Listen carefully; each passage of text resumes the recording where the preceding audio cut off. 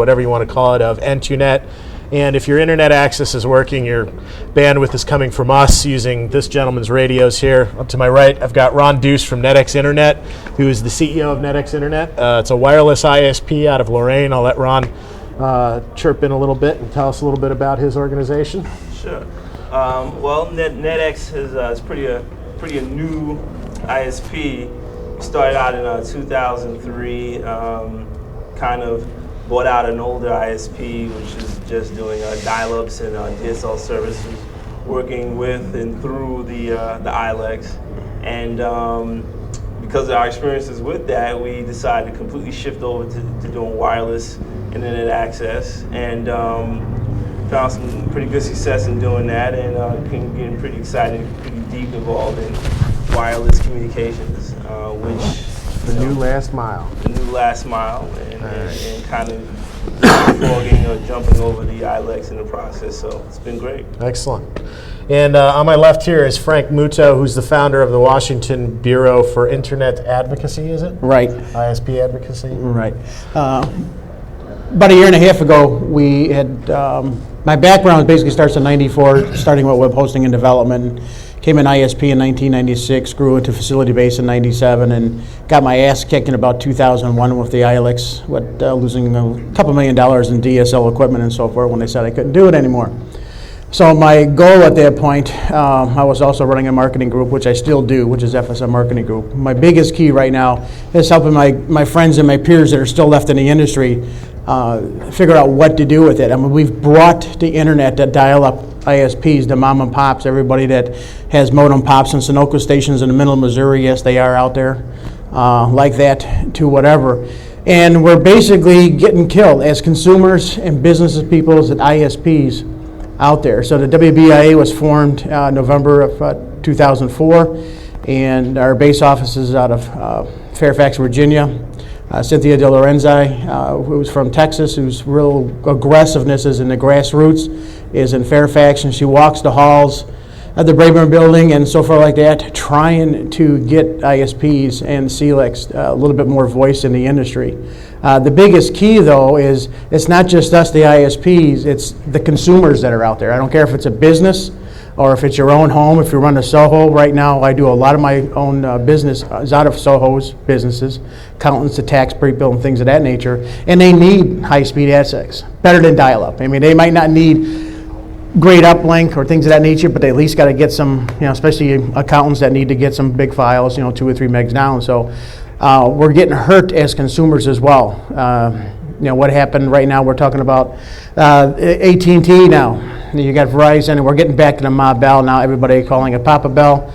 But again, the question is, whatever happened in 1984, they called it antitrust then. Why is it not antitrust now? That actually leads into a good question. Right. By a show of hands, I mean, I know Drew used to run an ISP. Anybody else out there used to run an ISP? No? Okay, well, what about consumers? Obviously, then we've got a consumer crowd here. Generally, what I can speak for everybody up here when we say that as ISP owners, what we try to do is we try to bring the consumers what they want. We try to give them the services that people need.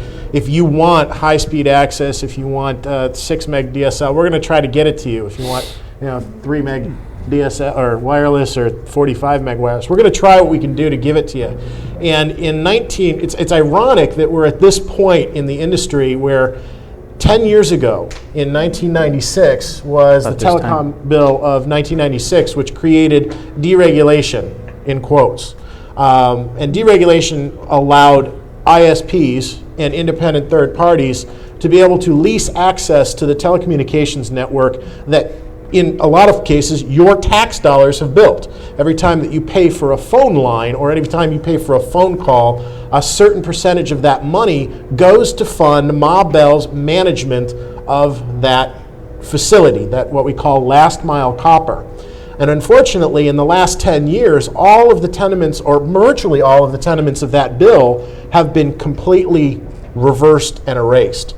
So we've gone from what was essentially looked like it was going to be a good thing, we've gone to something that's now, we're back to where we were pre-1996, and it's only taken 10 years. Now, the conspiracy theorists out there will say, well, Ma Bell's been planning this for a long time, and they just divested, and now we're back to, instead of one great large company, AT&T, we're back to now AT&T, Verizon, and the others. But all of us up here have war stories about how ILECs have unfairly competed with us in the market.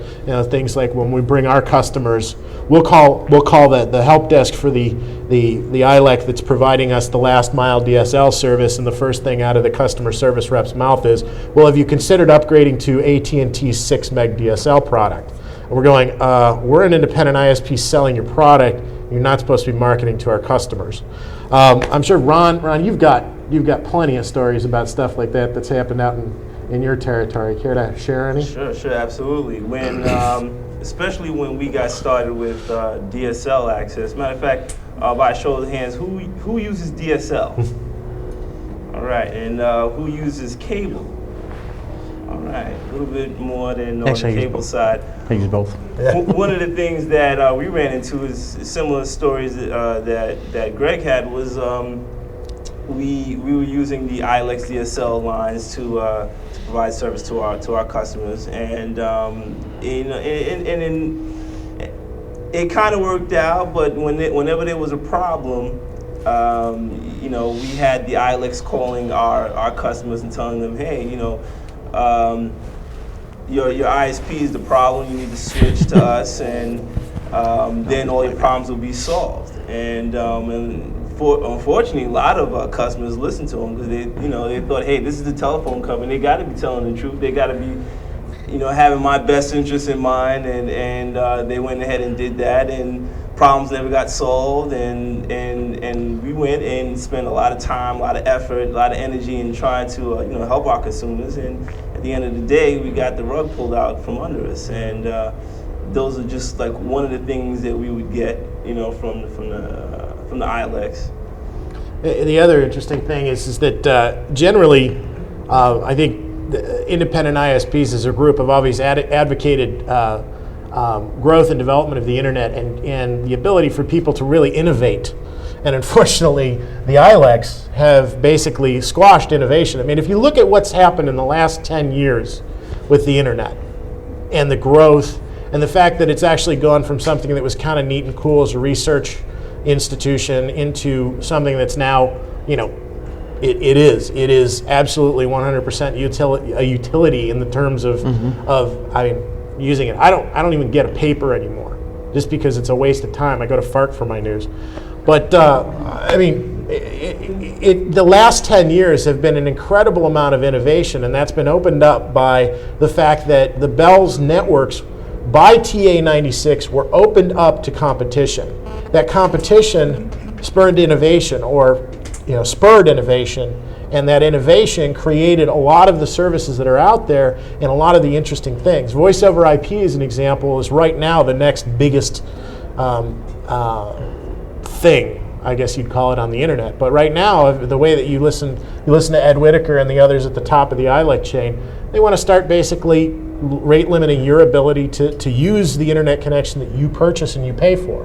So I think independent ISPs in general have been against filtering the internet unless we're actually legally required, and of course that's where some of the net neutrality issues have come up lately as far as the competition. Frank's got a lot of great info on that. The biggest thing we got to understand as consumers, again, I'm a consumer, I'm an ex-ISP.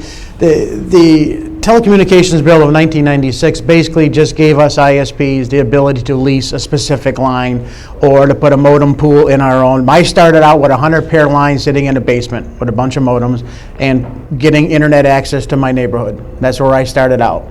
And the phone company was just like, what are you doing? Okay, you got to understand one thing. The telephone companies in 1984 were split up into 8 different Bells. Okay, and then it got consolidated a little bit more. 1996 gave them all 7. That was a regularized monopoly for many, many, many years from the Telecommunications Act of 1934. Okay, none of us cared about that. You all remember, depending how old you are, things of that nature, the rotary phones as we picked up. When the TA96 bill came, a lot of us techs and geeks and a lot of us out there figured out how to take that ARPANET, which was basically between schools and the military and things of that nature, and the dial-up and the web became, Mosaic came and things of that nature, and all of a sudden things started rolling around. But if you would have thought about who controlled that access, it was the regional Bell operating centers, okay? You've got three things you got to worry about. You've got your CLECs, where they're competitive local exchange carriers, which is where we had for the law. Your ILEC was an incumbent local exchange carrier. Frontier, Altel, whatever. SBC at that time. Now you got regional Bell operating companies, which are your Ma Bells, so which is your Verizons and whatever, now AT&T, Bell South, Quest. Well, that was kind of a pseudo. They stole somebody's stock to become a phone company and then come over, with it. So as consumers, we're always at their beck and call. What do we want? Okay. You're forced to have, for DSL, you're forced to have, now they're starting to get away with it. In fact, Verizon, anybody in Verizon territory? I can tell you a couple things. April 10th, you're able to have DSL without a phone. Secondly, if you switch over to Verizon, kiss your copper goodbye. They're physically going to take your copper off your building. You cannot have any more copper. If you got an alarm system, too bad. You got FiOS, whoopee-doo, okay, for your internet connection. Got to remember that. But you can stop them from doing it. Technically, it's illegal. We haven't figured out how to take the FCC to court yet on that.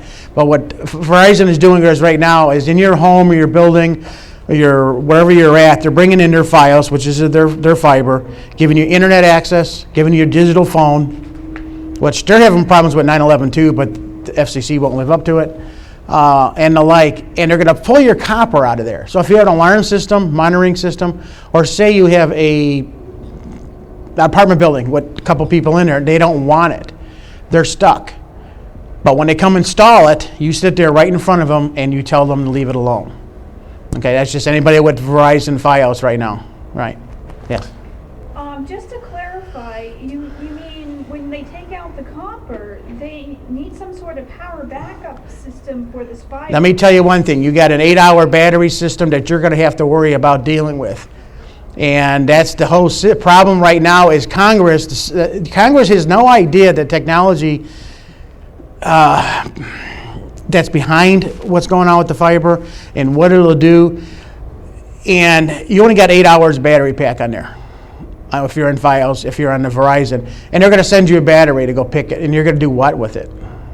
Okay? You're going to count on that for an emergency. What's happening in the industry right now is the big two right now, AT&T and Verizon, are doing everything they possibly can, is supposedly in our best interest, but are literally killing our ability for homeland security. The biggest problem we have right now, and the fight we're having right now, that your congressman won't bring to you, that your senators won't bring to you, is the fact that they don't understand homeland security. The digital age is not secure. It is not going to be helpful. There is no redundancy. When you start eliminating the copper, that's 100 years in the ground. That still works. Do not give up your copper.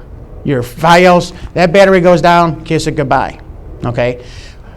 When the power goes out, you still got a ring-a-ding-ding on your little copper phone. Always keep one available. I spend right now, I came from Illinois and now in Ohio, I'll spend the $12 a month to have that little Princess phone sitting in the corner.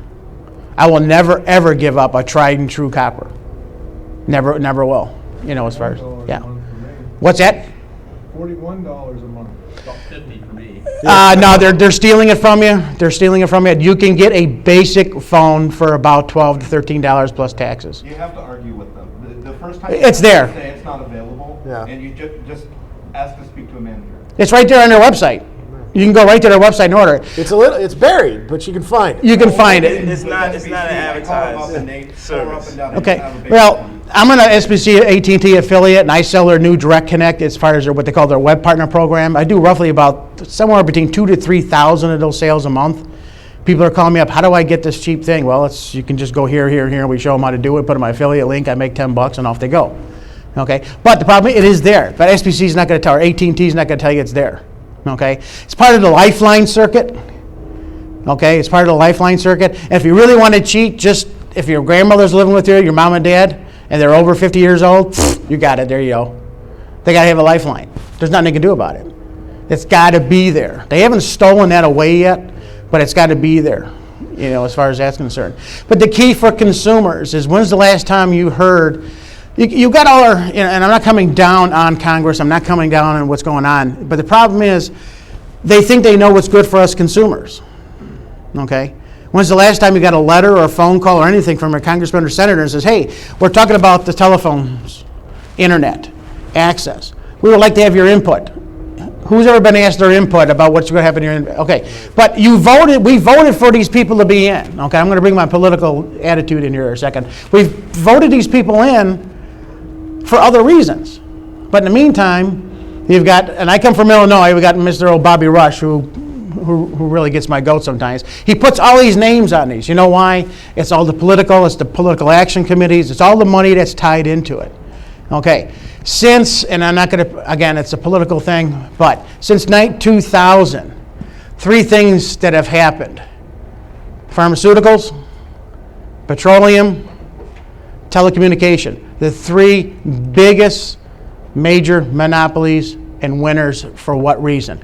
Who are the 3 biggest contributors in 2000 for the Bush campaign? I didn't mention his name, but their current administration is. Petroleum's doing what in billions of dollars and flooding in your face? Government doing anything about it? No. Telecommunications.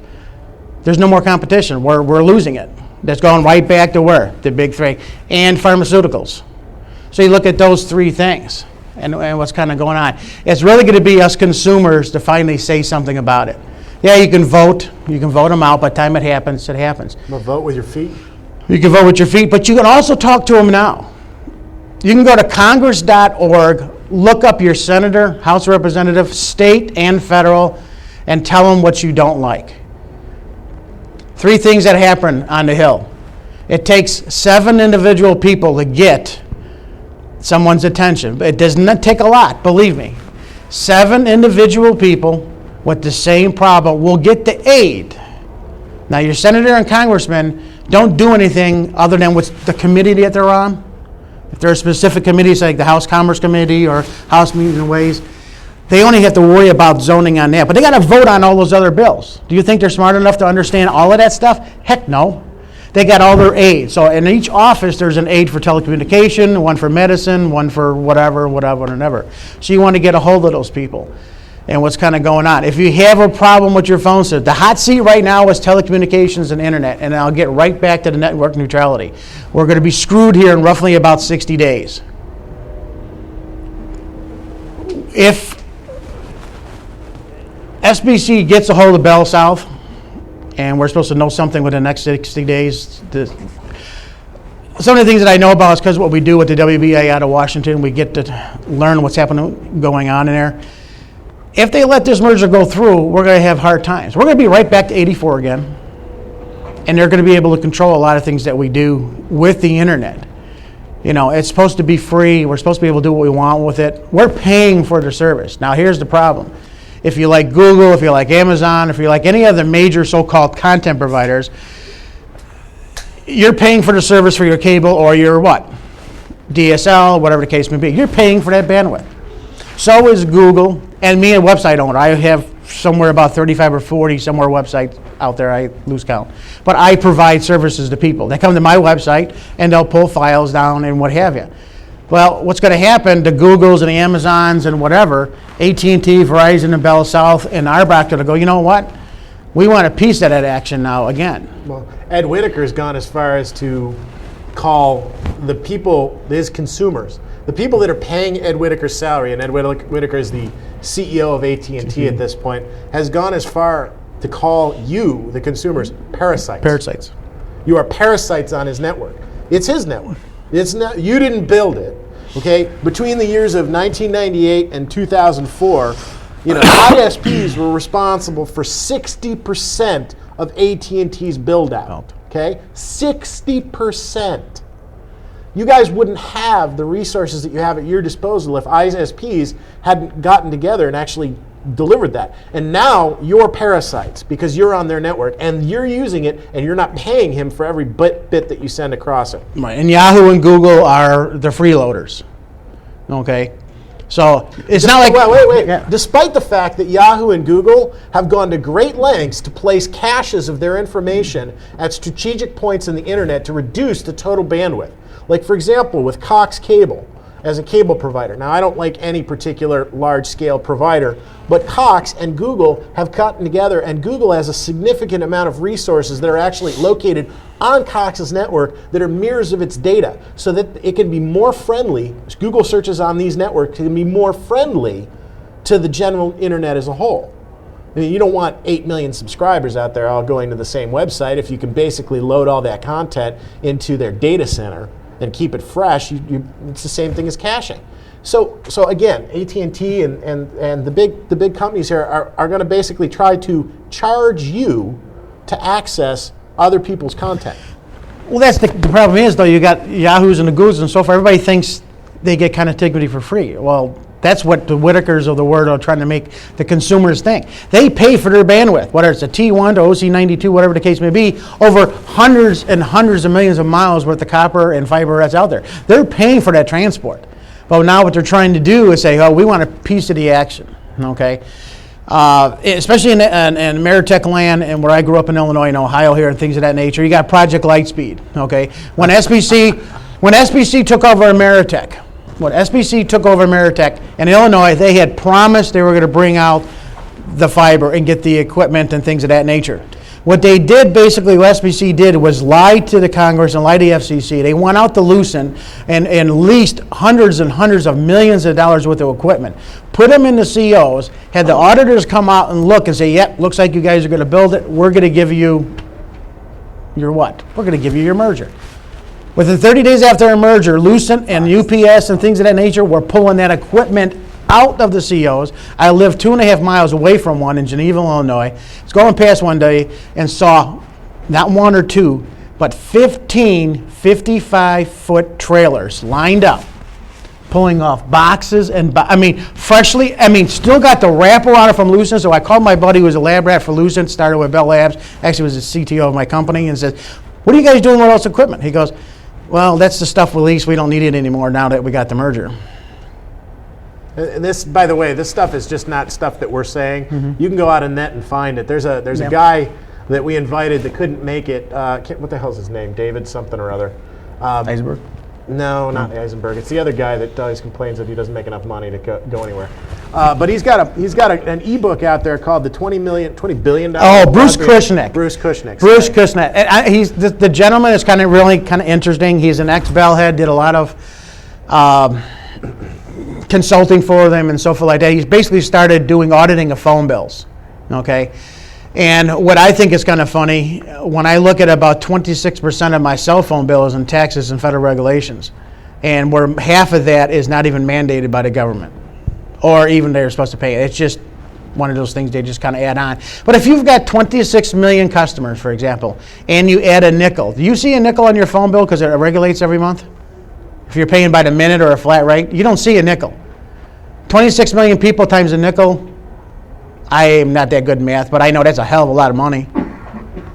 Okay? Well, All right, so you kind of look at what we've been talking about. You're hearing about universal service fees. Anybody understand what universal service fund is supposed to do besides make ILECs a lot of money? Oh, there's actually a couple. That's $1.3 million a month, by the way. Yeah, that's okay. It's unbelievable, but one of that USF. Universal, service fund, right. Well, what that is basically a fund that's supposed to be for the ILECs to pay for rural access. Right, like access Poughkeepsie, Iowa. Right, places that are far out, not the cities. If you're in the suburbs or you're somewhere outside of the suburbs, you don't get subpar copper or subpar telephone service because you're way out in the boondocks. Right. So they're supposed to get that's money set aside that they're supposed to collect from your bill that you get every day. And it's on long distance. It's really just on your long distance interstate type of phone bill, so it really doesn't add up to a lot, but it does for millions and millions of people. But the problem is, it's a system that's broken. I could probably go look it up on the internet again, whatever, but about a year and a half ago, there was the RICO Act was established on a CLEC in Kansas that he was making more money on USF fees than he was selling phones. He had 4,000 lines, was making $1,400 a month just on the service fees.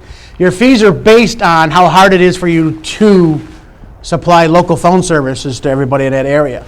So we've got a very broken system, and we've got to figure out as consumers, how to get it back from them. Yes. I live in a rather prominent suburb of Pittsburgh, Pennsylvania, and there are people just 2 doors down that just cannot get DSL. And like, is there any way that us as consumers just can call them on this ISF, because they're just completely dropping the ball? But see, that's not really, it's not supposed to be for that. It's supposed to be for more for rural to help the high build out. You know, if you got a county where you got thousands of, you only got 60 or 50 homes, okay? You're not bunched up, and it's really just the cost of build out. Plus, it was supposed to help for schools and libraries and whatever. When it comes to that particular problem right there, if it's in a Verizon territory, I can guarantee it's because the local plant has now switched over from copper to fiber, and what the Bells have done is actually held us hostage as consumers, and they basically went, and it's in the paper, they basically went to Congress and said, listen, get rid of these ISPs, or we're not going to bring out broadband, because of the administration said everybody's supposed to have broadband by 2007. Well, we know that was just something to get votes, and it was just a big thing to use in 2000, because that was the real high. That was when dial-up was starting to do a little bit of a peaking and things of that nature, and come down. So that was just a catchphrase at that time. Everybody's going to have broadband by 2007. Don't think so. It's not going to happen. Well, I know that's bull, because there is another rural county that's right next to us, and I used to have people come to me all the time and say, why can't I get DSL? Why can't I get this? And I called up a buddy of mine that worked in the county recorder's office, and I said, hey, when was the last time a build permit was issued by the telco, to actually string, wire on the poles?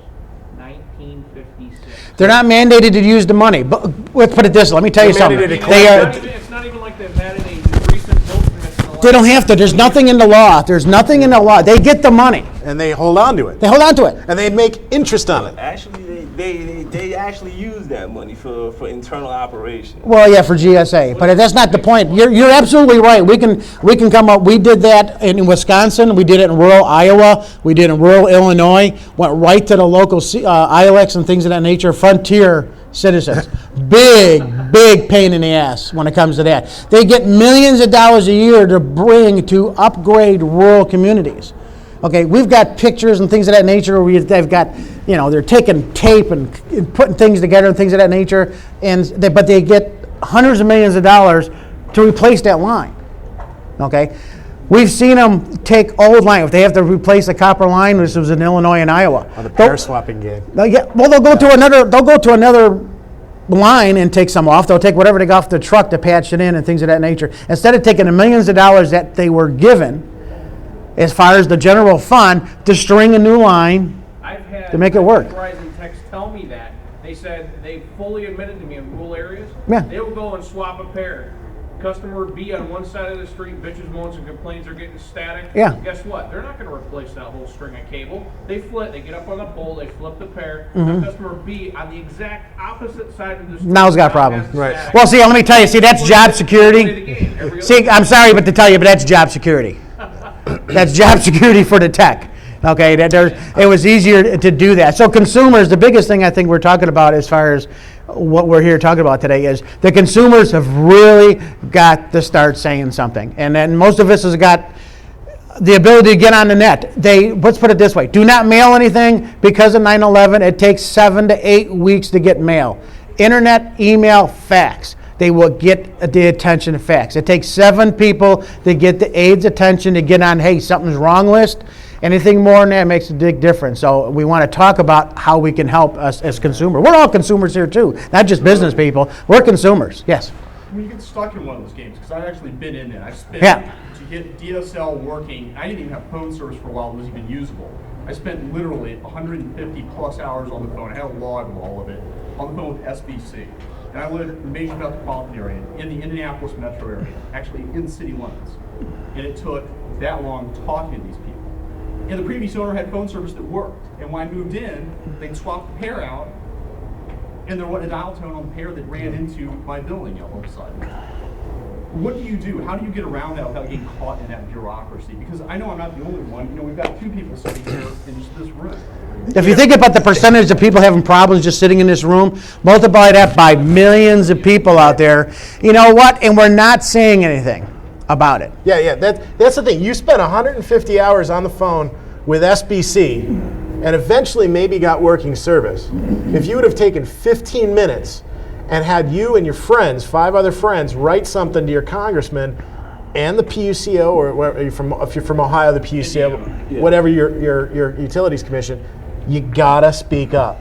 I log every conversation that I have with SBC. I've got millions and millions and millions of lines of text of conversations I've had with SBC. Well, a bunch of us in Indiana actually did complain to the Regulatory Commission in Indiana. I can't remember what the name of it is. And the result was they smacked with a $100,000 fine. Yeah, well, and this So is what? there's just Okay, that was an hour and a half worth of retail. Okay, that's not a big Them to deal. pay the $100,000 fine. and That's the key. That's a point. That's a great point. We bring that up all the time on the Hill. They have more money. SBC, if you listen to SBC's lobbyists in Congress and in the Hill, you will hear them crying that we cannot make any money. It takes so much for us to maintain this legacy copper infrastructure. We can't make any money. Yet they're setting aside $200 million a year specifically to pay Lobby. legal costs and fees that they know that they're going to break the laws, and they know they're going to have to pay these fines. And they will knowingly go ahead and do that. The pair swapping game, we get that all the time. We get people that come in, we go into a building, there's 5 or 6 people that have DSL in the building, and all of a sudden you got some idiot tech in there with a butt set going, oh, I don't hear anything on this line, there's no dial tone. And they'll go ahead and just take the pair. I mean, it's absolutely ludicrous. I mean, I can tell you alone that in my building, we refuse to sell SBC services in our building anymore. I am upstairs from a CLEC. I'm upstairs 2 floors above XO that has a central office downstairs from me. There's no way in hell if I can go onto an OC 192 that's in a 911 facility that I'm going to go and use 1947 paraffin wrapped cable from SBC to deliver services to my customers. And when I called SBC, 57 hours on the phone saying, we would like you to replace the riser cable. They said, well, when the new building owner took over, it was his responsibility. It's not our responsibility anymore. Yeah, but it's your DMARC. Well, it's not our responsibility, it's riser cable. Yeah, but it's your DMARC. It's your boxes in our facility. We don't care. Okay, screw off. That's essentially what they pretty much tell us. They tell us, go away. So as a result, we've basically moved all of our customers off of SBC facilities. We have two SBC T1s that come into our facility, and the other 50 or 60 are XO, and there's a bunch of others that are ICG and WorldCom. We refuse to sell services on SBC's network unless we absolutely have no choice, which with DSL we do. So, I mean, one of the things that sort of getting off topic here, again, ranting a bit, one of the things that I told Froggy that I would talk about is how ludicrous it is to expect that any independent ISP could ever make $1 selling DSL through the carrier's networks. Okay? Now, with dial-up, you had the opportunity to buy lines, and under the Fax Act or whatever that was, which they're trying to take away so you can't make data calls on your phone line anymore. And it's called computer too. Yeah. Under that scenario, we were able to basically have a ratio of dial-up lines, 10 to 1, 15 to 1, 20 to 1 if we're selling really cheap internet access, and we would allow consumers to dial in and access the internet. Very set lines, okay? When we do DSL, you've got to be less than 20,000 feet from the central office, depending, well, with the old technology. With new technology, maybe 30,000 feet if they really want to push it. Well, so that means that the bells have to actually build out facilities into manholes and these little bunkers on people's lawns where they're putting D-slams to consolidate within a 30,000 square foot radius to provide DSL. Granted, that takes money to build out, but you're already paying for that in your taxes for your phone bill. So, of course, they cry and did the whole thing with Lucent, and they said we're going to deliver broadband everywhere. They claimed that by 2006 they would have 98% of SBC's market covered with DSL. You know what the penetration is now? Anybody have a guess? 30, 40, 20, 10, 10, 17, Keep going. 2. less than Last I heard was 6%. Oh my God. 6%. They've got I've got a database when I was doing DSL as a wholesale wet SBC. They give me a database with 27 million eligible lines for their higher speed DSL, not just their bumper crop, but their higher speed, 27 million lines.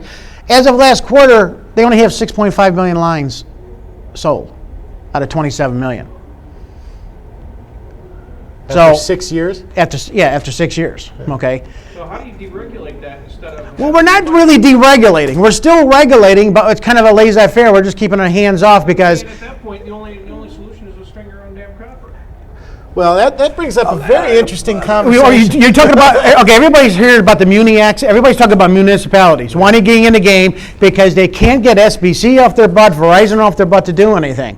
But in the meantime, if your town, like your local town, would like to get their own municipality, pull in a line, and start using their own rights away, I'll be damned if SBC, Verizon, or Quest, or Bell South, they're sitting there with their lawyers saying, screw you, you can't have it, we're going to take you to court, and we're going to beat you down. They've actually gone and in several states made it illegal. They've been able to get laws passed that make it illegal for a municipality to run its own telecommunications infrastructure. Indiana. And I think they've done that statewide in at least 3 or 4 states already have laws on the books that says these municipalities cannot start their own network. But the bottom line is the telephone companies don't care about the internet.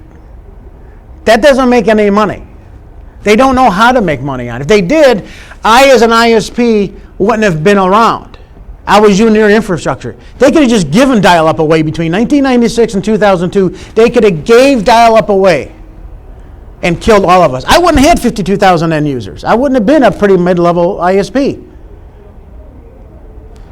But they didn't want it. They didn't want it. All they cared about is when the 96 Bill Act was enacted and they lost long distance, everything was split up, there was the intrinsic thing was going on that they knew they had sunsets built into it. If you had a chance to read, it's about 348 pages long. If you had a chance to read it, which I have somewhere about 40 or 45 times already, and that's just over the last year, there was sunsets built into that law in the 96 bill. It looked great on paper, and it still works, only if the FCC, the Federal Communication Company, would have done their job in doing enforcement of it, okay? And we stood as consumers, again, we sitting up here as consumers. My goal is with the WBIA is with ISPs, for 5 years, I've been trying to wake them up. But the problem with some of my friends and peers in it is they're kind of idiots, okay? Yeah. And I tell it to them right to their face, I don't cut anything long, but they're afraid to tell you, the consumer, that they're in trouble. But if you knew your favorite, who hates to switch email addresses? Who hates it? 99.8%. I'm in the marketing business. And I'll tell you one thing. When I gave up my ISP because of a partner and some legal issues, things of that nature, I had 52,000 end users, 350,000 mailboxes. I gave my people, and I had 2 of my suppliers go underneath because they went out of business. But I gave up the dial-up business. I gave my people 90 days. Guys, I can't do this anymore. We can't bring you to DSL. We got people going belly under, left and right. We got DOMCON crash. You know what the number one thing is? What do I do with my email? I've been with you for 4 years. I says, for $10 a year, I'll keep it on my box. And that's what I did. I've got 2 or 3 boxes sitting in Fayetteville, Carolina, is doing, 160, 170,000 email boxes. Only about 10% of them are being used. But damn it, they got their email. They didn't lose it. They had it. They didn't want to go to SBC. I do an affiliate. I run a company that they outsource me as their CFO, secretary, treasurer. I run data operations. We do affiliate marketing. People call us all day long. Oh yeah, we'd like to get the SBC DSL, but why do I have to get their email? Email is the killer app. Email is the thing that people hate to change. As far as that's concerned. So we have to look at what we're losing, because you know what? All they want, they're going after the cable companies now. The box are going after the cable companies. And now they want a piece of the TV action. It's not going to happen. The cable companies have got 30 years on it, the TV people. They want to be, they want everything out of the internet now. Now that they see that, hey, people are actually using this internet, and we want all sorts of action. Well, you mentioned email, and so I've already talked to Greg about my complaint about exactly what you're talking about. I recently switched ISPs. And my new ISP thought I was insane not to want to just use their email. Use my existing email account. And I've talked to Greg about reasons for the ISP blocking various traffic, things like that, which I understand. As guys running ISPs, what is your perspective on my issue was, I already have my own email, I want to be able to send SMTP over standard ports to that server. I understood the filtering reasons for that. Should I, as a consumer, and somebody, and I read through every last bit of any documentation that they had as far as what I agreed to with my service, which incidentally I found a whole contract on their website that supposedly I agreed to, but I never signed. They never presented it to me when they came and hooked up my cable or at any other point. Use of the system. Yes, use of the system. But basically, do I have, I mean, when I got them on the phone, they basically told me, we have no requirement to tell you what ports we're blocking, you know, or to unblock them, unless you give us a bucket of money for a static IP. Right, there's a no- bucket of money for more.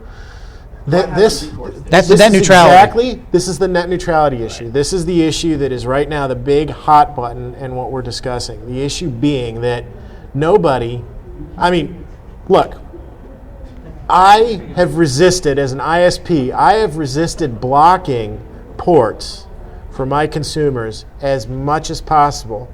But I have basically spam and virus and malware has forced me to be into the position where I have to block outbound SMTP for certain blocks of users. Okay, grandma sitting in rural Ravenna does not understand that the porno message she just downloaded and clicked on is now sending out 6 million messages an hour through mail servers. I understand the default deny policy, but my complaint is, should I not, as a consumer, I feel like I bought a pipe, shouldn't I have Well, that open? I would advocate that your position is correct, that they should let you know this is what you're not allowed to do on our service. However, their position is you're a parasite on our network and we want to charge you more for business class services. This net neutrality issue and the fact that you're going to start now, if you want advanced services, you're going to have to pay for them. Well, and you know, that's one problem. You have one particular, instance of a problem with service where you're talking about your email, but some people actually use voice over IP, Vonage services. It's pretty big, and in that same example is what they're saying. Hey, we don't promise that what you got on the internet should work. We basically, if you want that to work the way you want it to work, for whatever reason, then you pay more. What's true when you get into the tier internet? Yeah. Or just the nature of packet switching.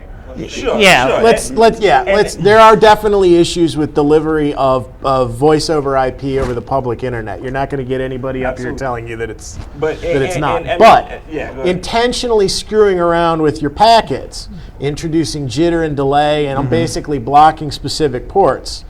I mean, there was just I've heard of that. I've heard like some cable companies want to run their own VoIP service, Sure. and they want to start blocking. There you go. Absolutely. And Now, if they're up front and telling you that, then you as a decide- consumer Yeah. say yes or no. It's when they don't tell you where it's not fair. Or it's buried so far deep in the into it. information, as Chris has pointed out. Acceptable use policies. If you go to any kind of service policies, you got to look at terms of service, acceptable use policies, and they're starting to bury it in the ever familiar privacy policy. Right. You'd be surprised how much stuff is stuck in the policy. 1984. Okay, type of stuff. Well, it's like TOS bits for your quality of service. There's no guarantee that your ISP has to forward those on. Right. But Comcast specifically, I believe, was basically dropping those and changing them around so that they would basically. And then they would tell you a service upgrade, they would stop doing that. Right. Yeah. I mean, look, there's a bunch of issues going on right now, and Vonage for all of the innovation that they've done as far as bringing VoIP to the consumer level, I think is a dead man walking, because voice over the public internet, it's really not that great of an idea if you need to rely on it. It works most of the time, but you can't guarantee. I mean, when you have a circuit switch network like the PSTN, You know, point A to point B, you are going to get 64 kilobits of data, and it's going to be guaranteed, and there's no other contention for any other service on that line. Once you get out onto Cox's network or Comcast network or Cogent's network or any of the other networks, you're basically at a packet switch network. There's no guarantee that one packet isn't going to take 30 seconds to go halfway across the universe and back to get to your neighbor, and then the next packet will go right there from their router. I mean, there is no control over that with TCP/IP. So voice over IP, gets into a whole other discussion, but voice over IP, I believe, is inherently a very good thing. It's a great thing for consumers. Voice over the public internet is not such a great thing. So we're down to about 3 minutes? Yeah.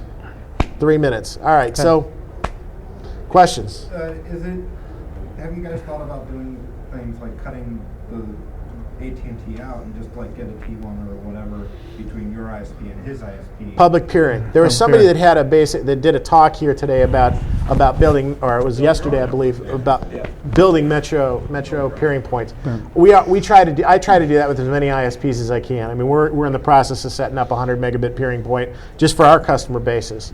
But the problem is that as Frank pointed out, a lot of ISPs are they've got blinders on.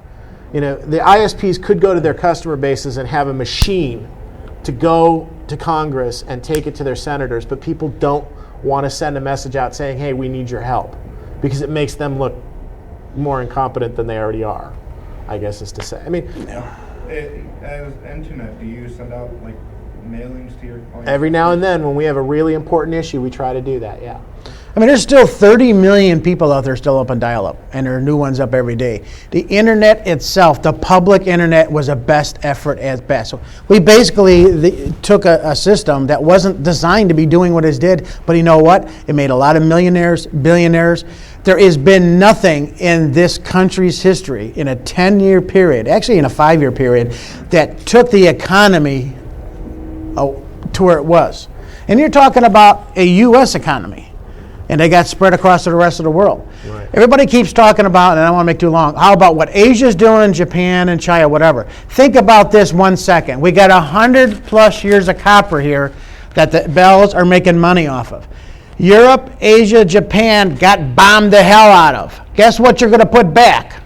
Fiber. You're not going to put copper back in. You might as well throw the fiber.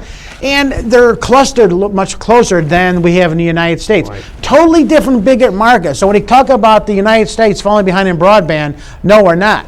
Technically, we have the highest penetration of broadband per capita than, it still is. Korea. Huh?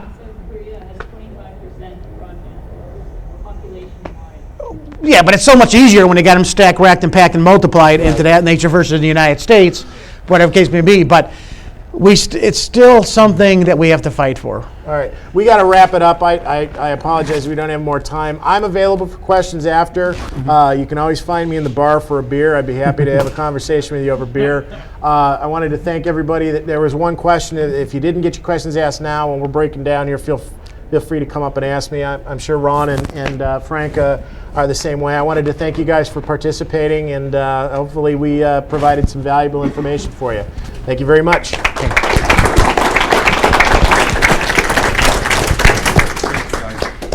Unfortunately, I have a sad note for you all. We've had 3 cars broken into in the lot, parking garage. I'm taking steps right now to pull out my credit card and get a security guard to monitor that for you guys so no other cars are broken into. We have identified which 3 they are. So far, they've all filed police reports and gotten it fixed, but I just thought I'd let you folks know, and I'm not going to let you down. And if you want to help the cause, let me know. All right. Thanks a lot, gentlemen. I appreciate it. Great talk. No problem. Thank you. Hi there. How you doing? I work for a municipal ISP, Richmond, Indiana. Oh, Richmond, okay. And part of Richmond Boehnlein. And you said useful regarding you had a question. I'm sorry. naked DSL. You talked about pulling They've out already rolled that copper out of the last mile and replacing it with fiber. But what I'm seeing is where they're really putting their money is into towers. Right. And there's a April lot 10th, more effort. according to what And talking about building out, that's what they're building out. Right. So where does them pulling out copper and putting in, they don't seem too anxious to be doing